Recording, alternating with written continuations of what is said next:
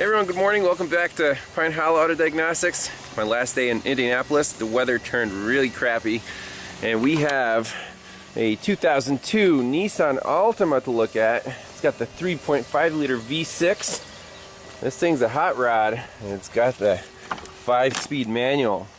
Very cool. 277,000 miles. And customer complaint says it starts misfiring, but only under load. As in more than moderate load, you really have to get on it. You feel a cylinder cut out, and then it comes right back. What could it be? Scan for codes. Nothing out of the ordinary that would explain a single cylinder misfire. Just a couple of evap codes, so that's not really interesting. In terms of data, this thing does not have misfire counters, unfortunately. So we're going to have to do this the old-fashioned way. I'm going to have to hook up a scope, and I want to look at injector and ignition coil current ramps.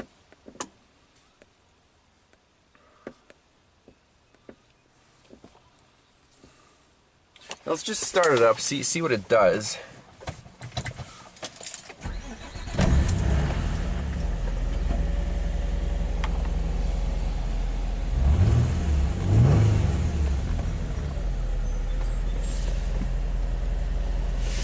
Too bad it's not automatic. We can't load the engine up.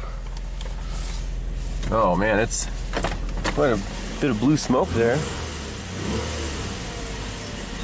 Seems to be running pretty smooth.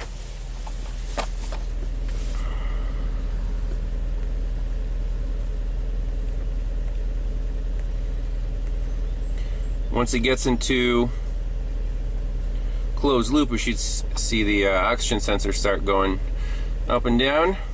Lean, rich. Let's see. 2 sensor 1 bank 2.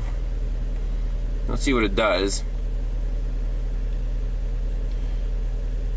I basically want to test drive the vehicle first, have the customer, drive it for me and recreate the problem, kind of feel it, see it at the pants, and then we'll say like, okay, let's go after injectors or ignition or whatever. But it sounds great right now.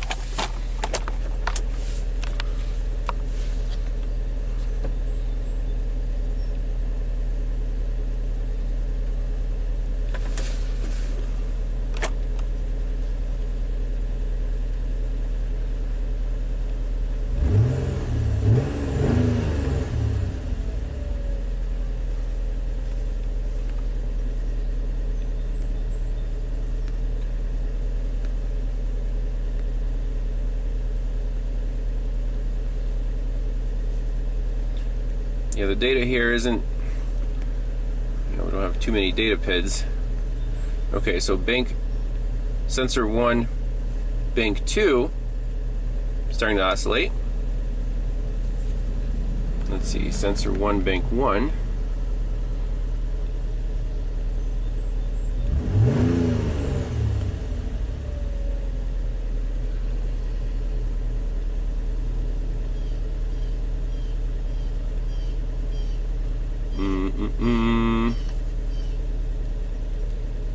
I want both these banks to start going up and down here.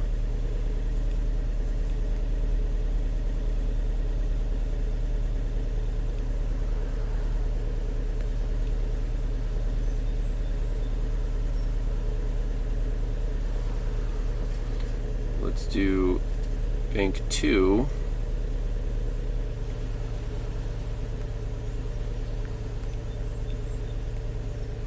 Where's my other oxygen sensor here? There's bank 1.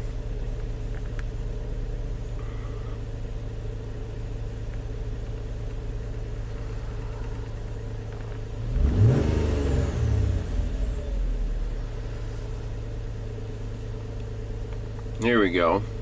Bank 1 finally woke up there.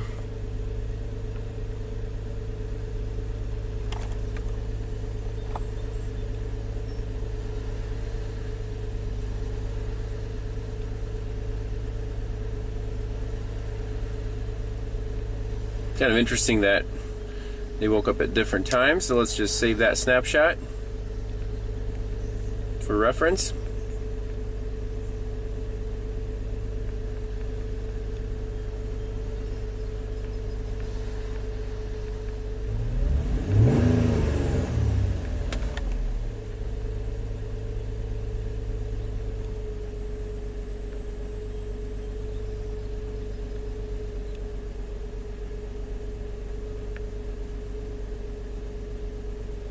So it looks like the cat on bank 1 is a little not effective. It might warm up. Right now everything looks pretty normal. So let's take it for a spin, see what it does.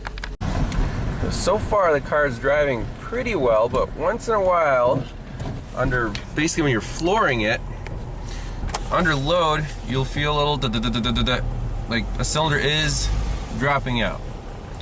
So we'll drive it around a little more. I want to consistently be able to recreate this.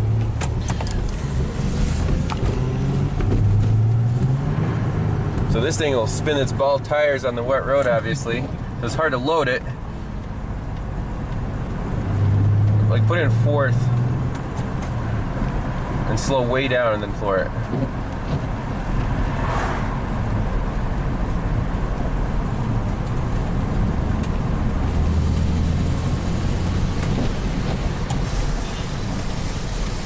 So it's not consistent yet. It doesn't matter if it's wet or dry out. It doesn't depend on the weather at all, Ed? No. No? Okay.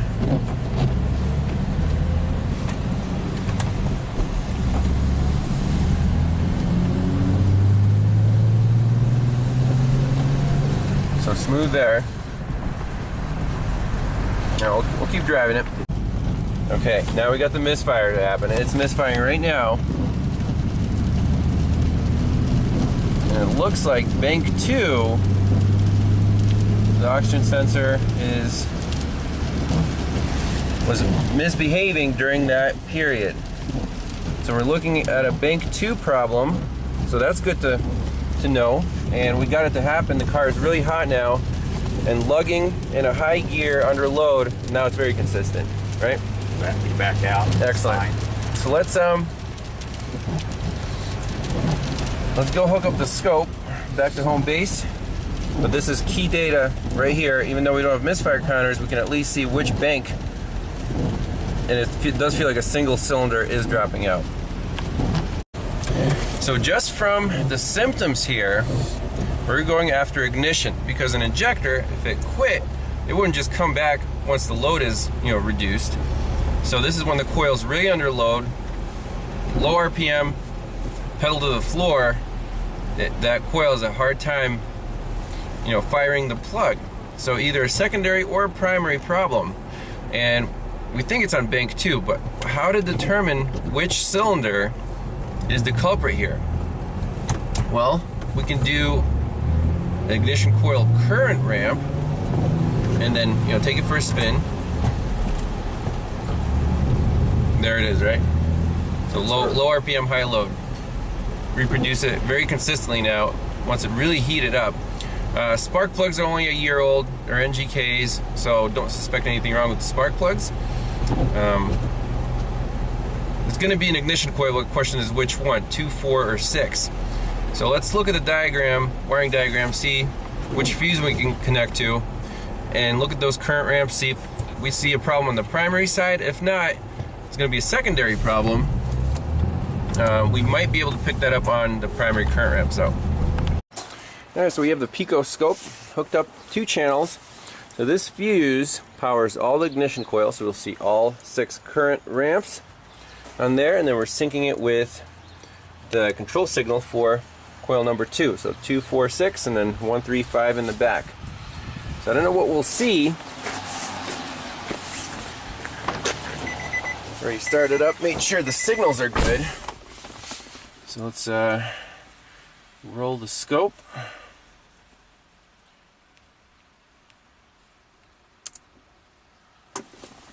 Fire it up. And when we rev it, you definitely feel a misfire under load.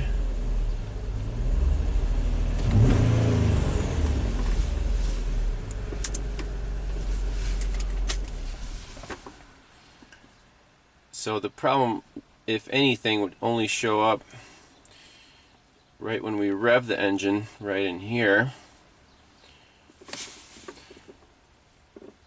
But this is only current. We don't see secondary problems on here. Plus, on that fuse, there's something else interfering, so it's like 2 current ramps in one. Oh, but it's interesting that at idle, we just have these ramps, and there's our sync. So this is going to be cylinder 2, 3, 4, 5, 6, 1, 2, 3, 4, 5, 6. That's the firing order. That's the firing order right there. So this test is not conclusive. What other tests can we do? Well, we can get a secondary ignition probe on top of the coil and, you know, rev it up, see what if there's any difference between 2, 4, and 6. Or another low-tech method, but could be effective, is unplug a coil, do the same load test, and see if, hey, we're not dropping out, or another cylinder drops out. That means, you know, it's a different coil. So if you unplug the bad one and you rev it up, you'll just feel a single cylinder misfire all the time. If you unplug a good one, you'll feel a single cylinder misfire until you rev it, and then you'll feel a two cylinder misfire. So it's kind of a low-tech method. We can try that. They're easy to unplug on the front bank. All right, so I put a paddle probe on ignition coil number 2, and when you rev this thing up under high load right there, do we see anything funky? I don't like this right here.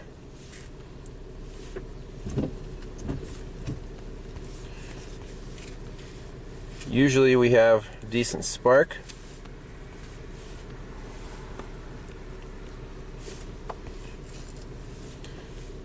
And we can try the other 2 coils, see if we see something similar. Okay, so let's take a close look at this data. So for coil number 2, at idle, we see these patterns. That's normal firing and spark line. But at the start of the rev, you can see right here, rev it up, look what happens to the spark. It goes from this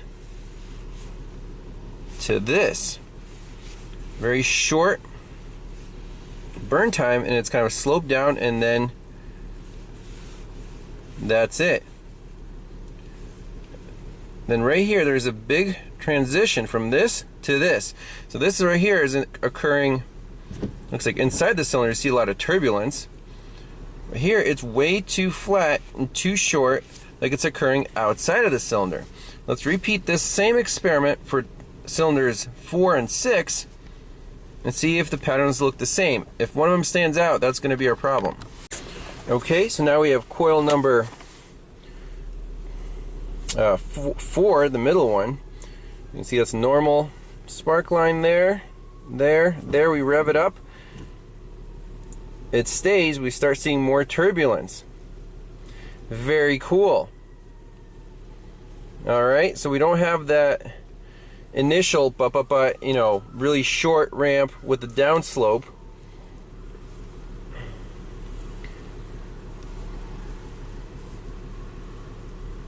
So that's normal. Let's do number 6.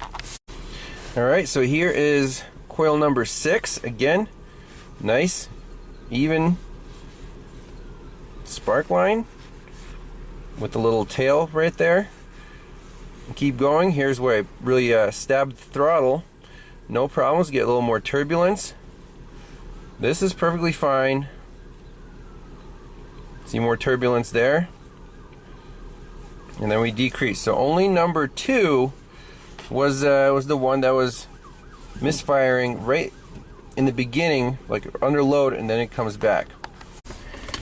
So again, coil number 2.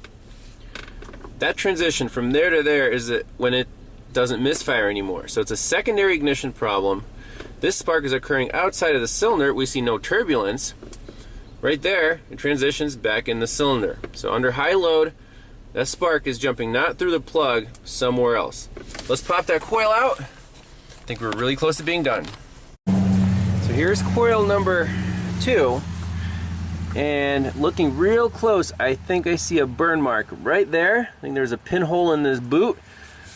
That would be the perfect explanation.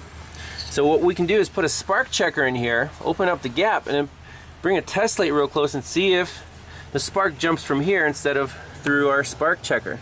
Spark plug looks brand new. I don't know if we almost see a burn mark on the side of the, let's see, right there. I think it was jumping right to the well. Let's do that quick check. I think we're almost done. All right, here we go. So the spark is jumping through. Now if we bring our test light,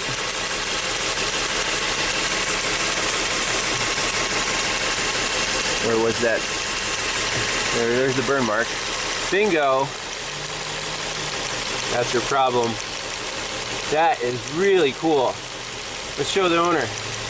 Hey Ed, we nailed it. What? Coil number 2 has a little pinhole in the side of the boot. Under load, it leaks right to the actual well instead of the spark plug. How cool is that? There it is. Wow. There's your spark leak. That is awesome, man. Oh wow. That's a sweet video. Very cool. So I had to use my secondary probe and then just punch the throttle, right here in the parking lot, and I could see it dropping out. The spark was occurring outside of the cylinder on the scope, and these two were fine. For now. So the scanner helped us determine which bank it was when we were test driving it. Luckily, it was the front bank. It was easy to get to, because if this was on the rear bank, we'd be in trouble. Right. So that's the problem. You can even see the burn mark right there, and it was jumping right to the well right there. December 2019 was the tune-up. Okay. Wow. So you already got new plugs, so I'd say get a couple good coils, Nissan coils or Denso or something. I would stay away from O'Reilly's or Pep Boys. But that's it. That was really neat. So thanks, Ed, for inviting me out here, and get this thing buttoned back up, and it should be good to go.